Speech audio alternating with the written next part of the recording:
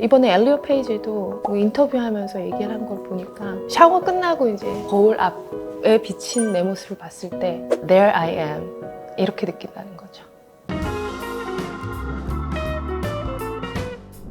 안녕하세요. 성형외과 전문의 김결희입니다. 엘리엇 페이지가 유방 절제술을 받았다고 알렸는데 교수님도 알고 계시나요?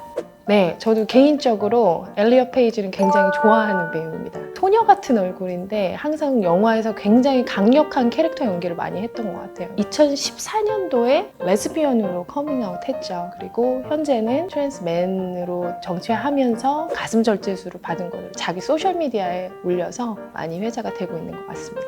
엘리엇 페이지가 했던 유방 절제술이란 게 뭔지 한번. 저는 사실 유방 절제술이라고 말하는 거를 별로 좋아하지 않는데요. 유방 절제술이라고 하면 이제 가슴 조직을 절제해버린다 이런 느낌이 들잖아요. 트랜스 남성분들이 받는 유방 절제술은 단지 자기가 가지고 있는 유방 조직을 절제하는 것뿐만이 아니라 여성이 가지고 있던 특징들을 남성이 가지고 있는 특징들로 바꾸는 재건과 비슷한 수술이기 때문에 저는 흉부 남성화 수술이라고 부르고 있어요.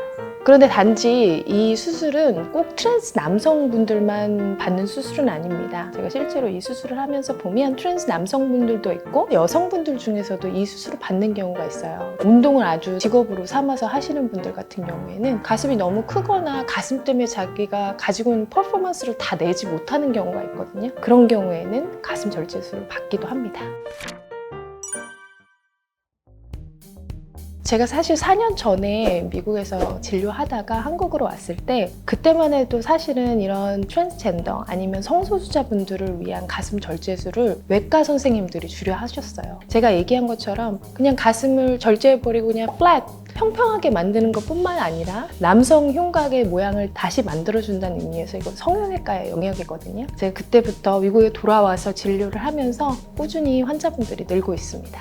성소수자분들을 상담할 때 다른 점이 있을까요? 굉장히 감정적인 면들이 많이 포함이 됩니다. 이번에 엘리엇 페이지도 오프라랑 인터뷰를 하면서 어떻게 표현했냐면 Tear of Joy라고 표현을 했어요. 머릿속으로 생각했던 나의 정체성에 맞는 몸을 드디어 갖게 된다는 그런 의미이기 때문에 성소수자 환자분들에게 굉장히 큰 의미가 있거든요. 그래서 이제 상담할 때도 굉장히 감정적인 면이 많이 들어가서 그런 걸 많이 조심하게 됩니다. 다른 환자분들의 상담할 때마다 다른 모자를 쓴다고 할까요? 나 자신을 바꿔야 환자를 더 잘 이해할 수 있을 것 같아요. 방금 전에는 가슴을 크게 하고 싶으신 가슴 확대 환자분들을 상담했다가 그 다음 환자는 오히려 가슴 너무 커서 축소시키고 싶은 환자들. 빨리빨리 제 마음을 변화시켜서 환자분들을 이해하는 게 어떨 때는 좀 힘든 것 같아요. 그래서 저도 이제 실수한 경우가 이런 성소수자 환자분이 가슴 절제술을 위해서 오셨는데 제가 봐도 너무 예쁜 가슴인 거예요. 그러니까 저도 얘기해 드리고 싶었어요. 정말 예쁜 가슴을 가지고 계셨다. 근데 이제 그 분의 입장에서 고민을 가지고 있는 신체의 한 부분을 너무 예쁜데 절제하기 아까워요. 이렇게 얘기한 건 사실 너무 신뢰가 되는 말이었죠. 그런 것을 저도 가끔은 실수할 때가 있다.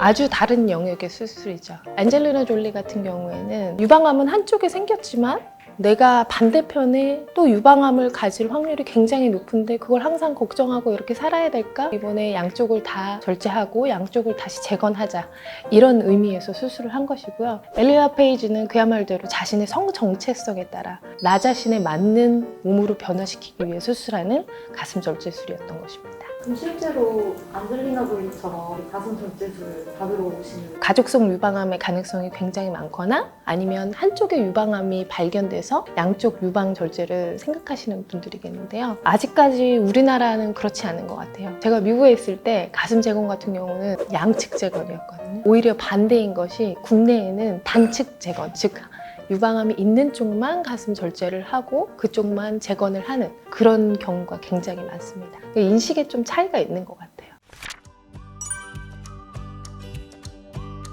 20대 초반의 환자분이었는데 선생님 저는 이 수술을 받기 위해서 초등학교 때부터 돈을 모았어요 이렇게 얘기를 하더라고요. 이 환자분은 자신의 성 정체성을 초등학교 때 깨달은 거죠. 또 한 환자분은 그 환자분은 이미 이제 파트너를 만나셔서 이제 행복한 결혼 생활을 하고 계시던 환자분이었는데 이제 가슴 절제술을 받으시고 저한테 얘기하던 게 내가 가슴 절제술을 하고 나서 그 사람을 아느니 진정한 나로 그 사람을 전체 다 느끼는 것 같다. 이렇게 표현하신 분들도 있었습니다. 이번에 엘리오 페이지도 인터뷰하면서 얘기를 한 걸 보니까 샤워 끝나고 이제 거울 앞에 비친 내 모습을 봤을 때 There I am 이렇게 느낀다는 거죠.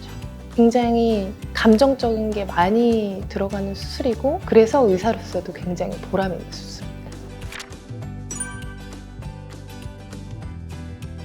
오늘 성소수자 가슴 절제술에 대한 얘기를 했지만 제가 생각할 때 모든 성형수술은 내가 생각하는 나의 바디 이미지 그것을 실현시키기 위해 수술하는 거거든요. 모든 가슴 성형이 같은 의미를 가지고 있다고 생각해요. 제가 항상 말씀드리는 게 성소수자는 어디에나 있다라고 말씀드리거든요. 내가 사랑하는 가족, 사랑하는 친구가 성소수자일 수도 있습니다. 그래서 그 고민을 잘 들어주시고 자기 몸에 대한 자신의 선택을 잘 존중해 주시길 바랍니다.